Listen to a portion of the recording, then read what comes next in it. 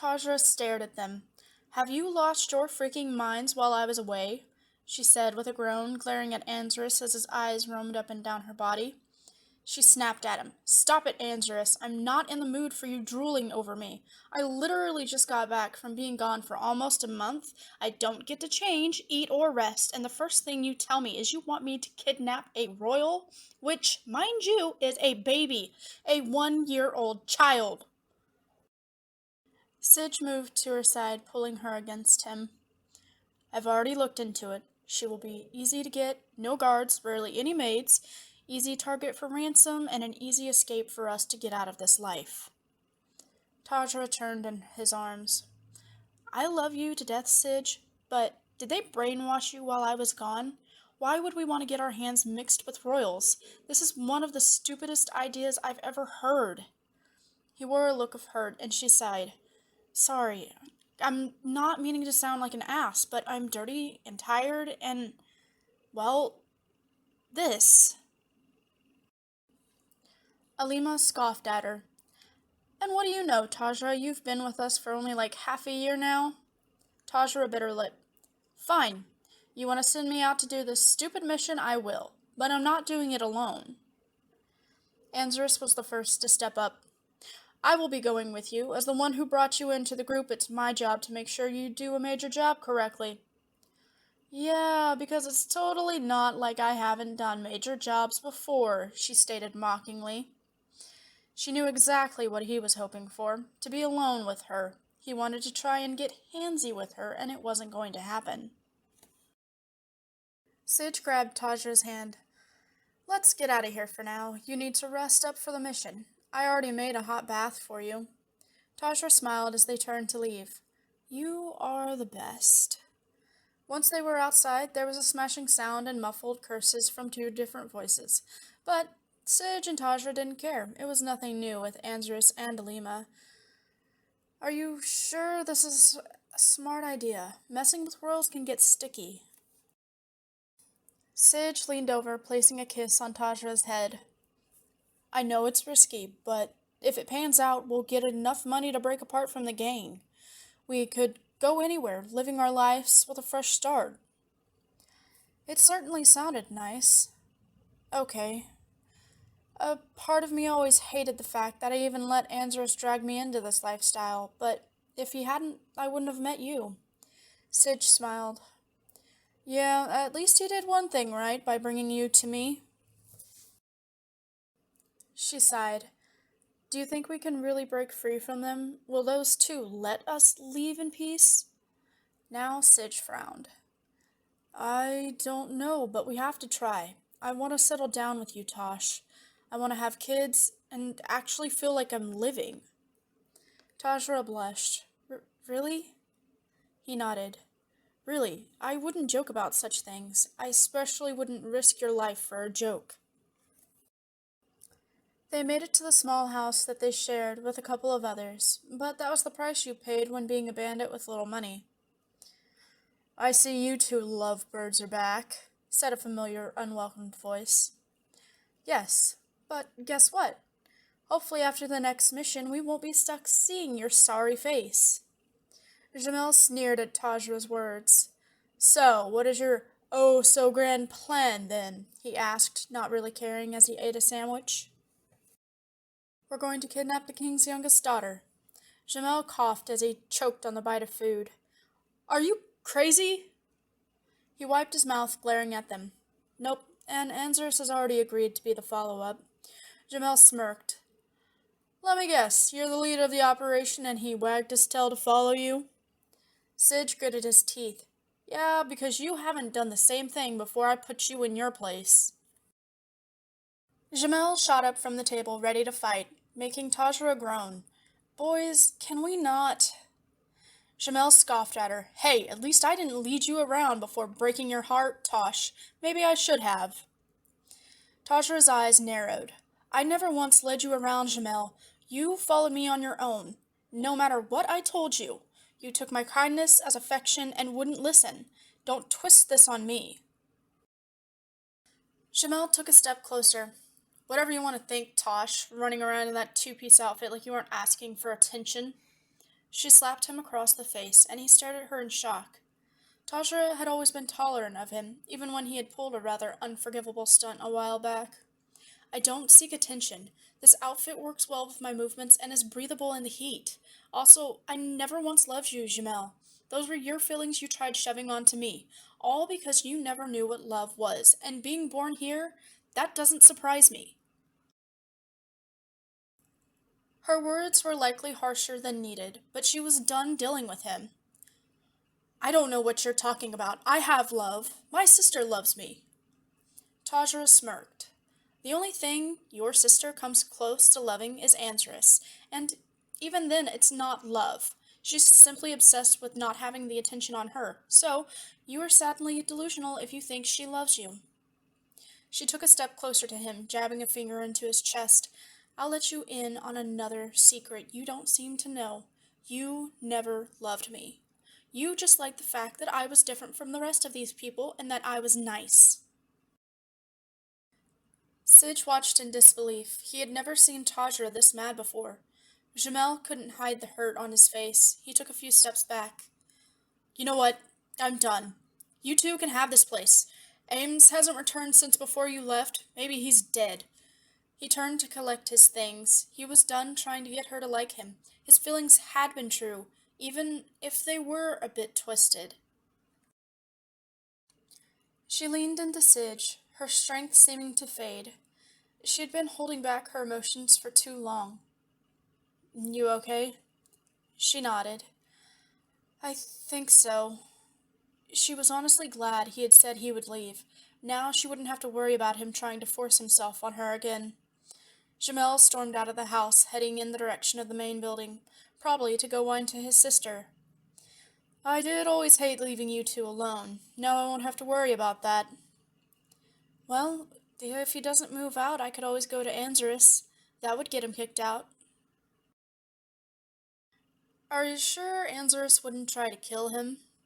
Sidge asked with a frown. She shrugged. He hasn't tried to kill you yet. That's only because he knows you would kill him and leave. She shook her head. Let's just get cleaned up. I'm tired and covered in dirt and blood. I'm dying to feel clean again. He nodded. I can help you get cleaned up if you like. Tajra giggled. Did you feel that lonely while I was gone? He wrapped an arm around her waist. How could I not? You were gone for a longer time than usual, he said before kissing her as they headed into the bathroom, their clothes falling to the floor with each step they took. They sank into the warm, welcoming waters before continuing to show just how much they had missed each other's touch. Kidnapped. Tajra and Ansarus moved along the shadows, each step they took leaving no sound, as if they didn't exist, their powers of shadow even eating the sounds of their voices. I still don't agree with this, but if it can set us free, then so be it. Don't worry, they leave the child unattended for long periods of time. Shouldn't you have more faith in your boyfriend, or are things rocky between you? He held a hopeful note in his voice, and she frowned. Everything is fine between us, she stated coldly. He sighed. Look, as much as I hate him for touching you, his information is never wrong. That's why I haven't killed him yet. Tajra froze, her eyes glaring daggers at him, but he waved her away. If the information isn't solid, then I have a reason to kill him. If we don't get killed first. Excuse you? You will do no such thing. You will have to kill me first. He rolled his eyes, but fell silent as they grew closer to the castle wall leading up to the child's room. It didn't sit well with her. A child was supposed to be taken care of with love and devotion. He froze, holding a hand in the air to stop her, her eyes landing on two guards chatting their evening away as they walked. They clearly needed to be trained better because they walked past the two bandits without so much as a glance. Can you believe the king said that about his own flesh and blood? The other guard laughed. Well, he really had his heart set on a son. Now his wife is dead, so it's normal for him to blame the child. It's not like a female could run this place anyways. Tajra frowned, waiting for them to leave before moving closer to Ansarus. Are you sure we can get money from taking that child? Ansarus sighed. I'm sure he will, because it'd be bad if the news got out that the king let his youngest daughter be killed instead of paying money for her safe return. Toshra's eyes grew wide. You wouldn't. He shook his head. No, I would never kill a child, Tosh. I might be second in command, but I have never stooped that low. Relief flooded her. Enough chit-chat. Let's get this child and get out of here. Anzorus nodded, moving under the balcony that led to the child's room before tossing a grappling hook around the rail. He gave it a strong tug to make sure it was secure. Go. I'll stay and keep watch. You have the medicine to keep the child sleeping, right? She nodded, not that she planned to use it unless needed. She made quick work scaling the wall, shadows circling her so no one would see, even if they were looking. She moved to the bay doors, using a lockpick from her hair to open them. She scanned the room, but no one was in sight. There weren't even shadows outside the child's door. Sidge's information had been correct. She moved to the child's crib, not expecting to see the child awake and staring silently at her. The girl's hair was glowing. Even her eyes seemed to hold a faint glow in them. Maybe this will improve your relationship with your father, she said softly, picking up the child. She placed the child in her bag, not bothering with the sleeping drug. Rena made a soft giggling sound as Tajra shifted the covers around her, and it melted her heart. Maybe, once this was done, her and Sidge could start up a family of their own. She moved outside, climbing down, and Anzorus helped her touch the ground softly, as not to disturb the child in her bag. They headed out of the castle grounds without any issues, and it made Anzorus chuckle. Useless people, can't even protect their own. Tosh had to agree with him. It's odd how they treat this child. Are you sure we will be able to get a ransom for her? He sighed. That's the plan, and while I may not kill children, I know Alima would. Tajra turned pale, and he stopped her. I wouldn't allow that to happen. I'd send the child away first before I let that happen. It made her feel a bit better, but now she felt like she would need to keep the child with her at all times. You did grab the child, right? She nodded, opening the bag up, and Anzorus looked inside. Is that normal? He asked her, referring to the glowing. I have no idea. Remember, I'm a shadow elf just like you. I know nothing about light elves. He shrugged. Well, keep it hidden. That's the last thing we need giving us away. Nah, I thought I'd carry her out in the open for everyone to see, she said, glaring at him. She wasn't stupid, and he knew it. Anzorus rolled his eyes as they made their way back to their hideout. Everyone, including Alima, were already asleep. The only person that was up, waiting for them, was Sidge. How'd it go? Tosh shrugged her bag off and took the child out. We got her, and she's such a well-behaved child I didn't even have to use the sleeping drug on her. Anzorus glared at her. So that child could have started crying at any given moment. Yes, but she didn't. As soon as I saw her, I knew she would be a good child and stay silent while we moved. Anzorus groaned. I'm calling it a night. You look after that, since you seem to have a way with her somehow. He turned, leaving Sidge and Tosh staring at the child. Sidge smiled. Hi, little one. Your name's Rena. It suits you well, you know. Tajra smiled. Let's get to our place. I'm tired, and I'm sure the little one is tired as well, since she was waiting for me. Waiting for you? They made their way home while Tosh explained how the child was awake and silently staring at her when she arrived. Well, that's not strange at all. Tosh sighed. This child isn't getting treated how she should. It really makes me want to keep her. Sidge smiled at her. Yes, but if you did that, we couldn't break free from the gang, and you don't want to raise her in this place, do you? She sighed. No, but still, I can dream about her getting a good life. I'm hoping after this happens, the relationship with her and her father will improve. Sidge smiled. We can hope. For now, let's all get some sleep. Tosh placed Rena in the bed and then crawled in next to her. The 1-year-old stared at Tosh before giggling and holding out her hand. She held out her hand and Rena grabbed her fingers. Sidge climbed in next to them, and that's how they fell asleep. A few days passed by, and Tajra's days were filled with taking care of little Rena. At first she'd been stressed about it, but soon she got the hang of things. She was in the middle of feeding Rena when the door of their place flew open. "If he doesn't think we are serious, then I will send him a piece of that child," Alima screamed as she rushed forward. Tajra scooped up Rena, moving away. "Give me that thing, Tashra," Alima growled. "She isn't a thing. She's a child. How dare you try and harm her?" Alima glared at Tosh. "The whole point of getting that thing was to get a huge amount of money for it. If we can't get that, we don't need it. A child can't provide us with anything useful." "How can you even say that, Alima? Children are our future." Alima smirked. "I'm not dead yet, so I don't need that useless piece of flesh." Tajra had always known Alima was cold and harsh, but not once had she truly thought the woman could harm a child. "Hand it over now, Tajra. I will send the king his daughter's hand. She doesn't need both." Tajra backed further into the house, shadows beginning to circle around them. "Do you really want to fight over that useless thing?" "She isn't useless just because things aren't going how you want, Alima." Alima took another step closer, but then Anzarus and Sige came in. Anzarus tackled Alima. "I told her I wouldn't allow you to harm the child, Alima. You are going crazy again." Alima growled, trying to fight Anzarus off her. "No, you two are crazy. That thing is our money bag. It's useless if its father doesn't even want it."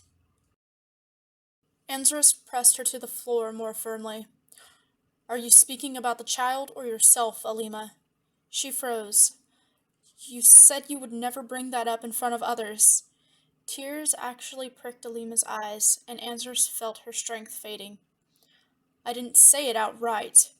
Let's leave and try again later. There's no need to hurt the child." He got off Alima, and she stood. 2 days. If the king rejects it again, then the child's body is going to be hung on his front gate." Tajra shivered as she clutched onto Rena. How can she be so cold? Sage wrapped an arm around her shoulder. "I won't let that happen." He looked down at the child. "I didn't think he'd actually tell us to do as we pleased with his daughter." Tosh was baffled. "He said that?" Sage nodded with a frown. "He told us we could torture her if we wanted." Tosh turned pale. "How can he say that? Sage, we have to run. I can't let them do that to her." "I don't know how well running will work, but I agree with you," he sighed. "Let's wait and see what he says tomorrow. If he once again rejects his child, you run." "And leave you?" He gave her a small frown. "One of us has to stay behind and hold them off." "No, Sige, they could kill you." He brushed some hair from her face. "Kill their best informant? Nah. They'd never do that. Now, beat me up, yeah, but I'll live." She didn't like the idea.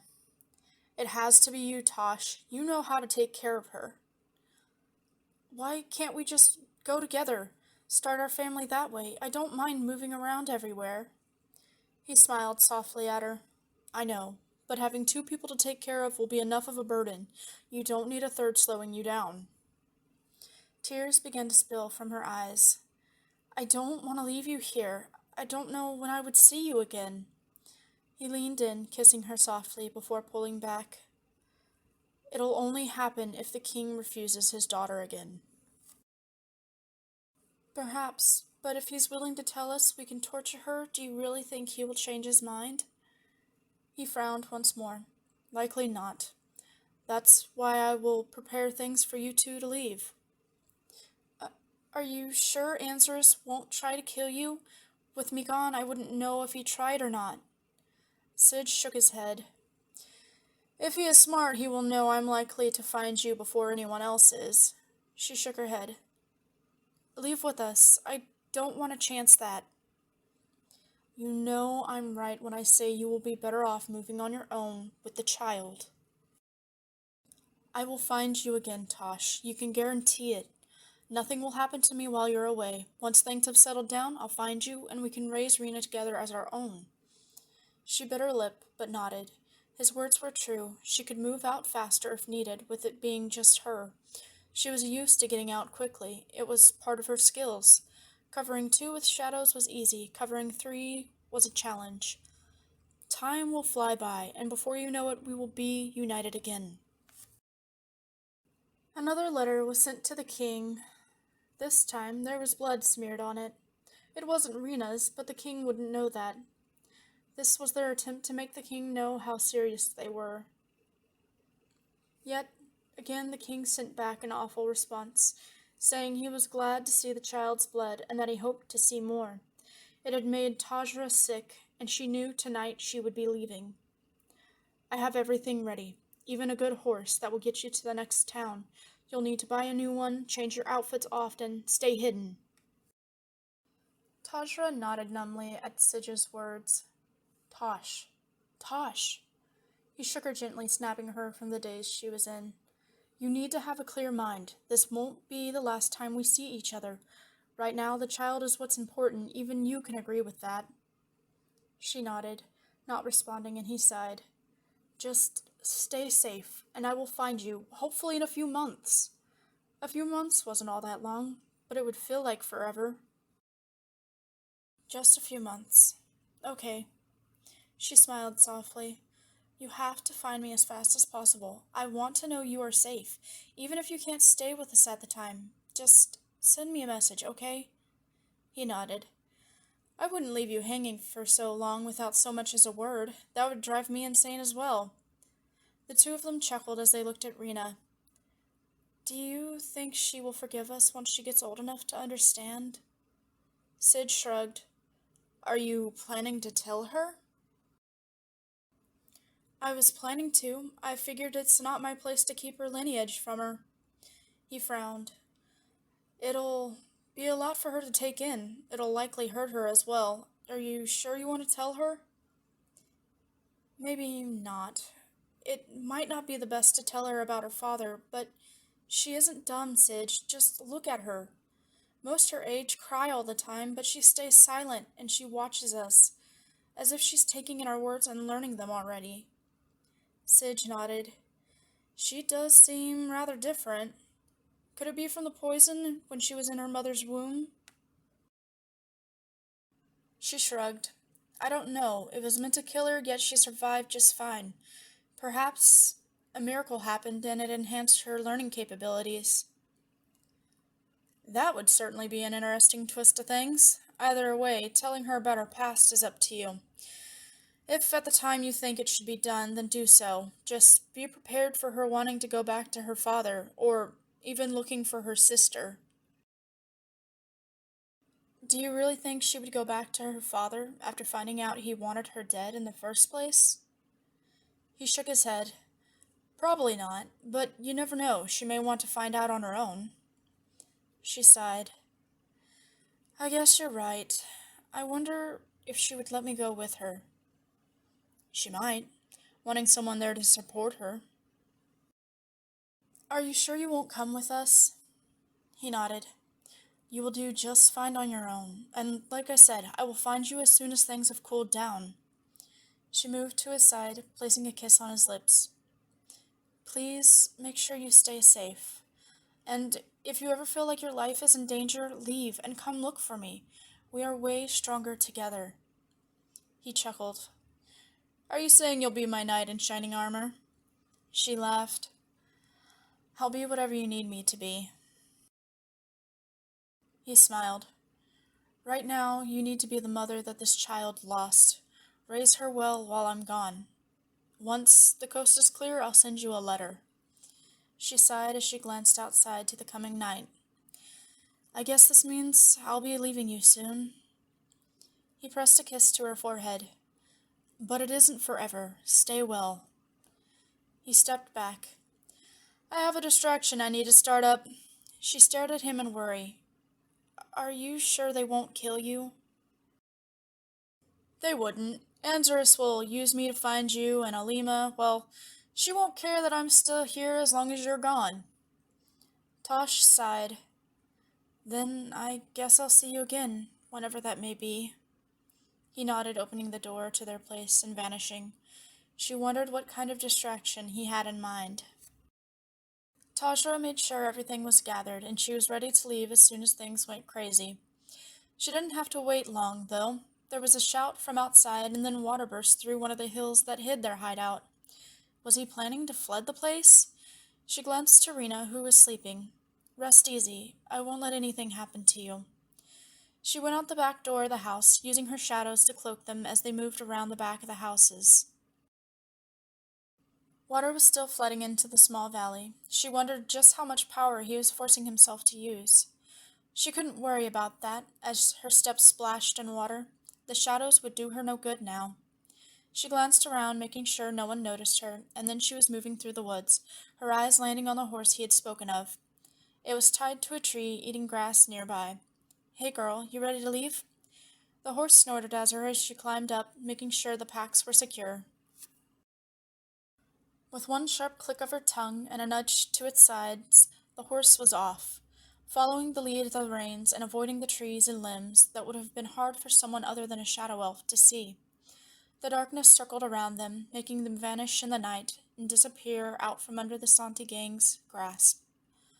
For now, Rena's life was safe, and Tajra planned to keep it that way for as long as she could. Hey guys, just wanted to say thanks for listening and sorry for the delay. December has been a wild month for me, and I'm sure it's been pretty crazy for you too. If you haven't, like, comment, and subscribe. Have a wonderful new year, and as always, I will see you next time. Bye!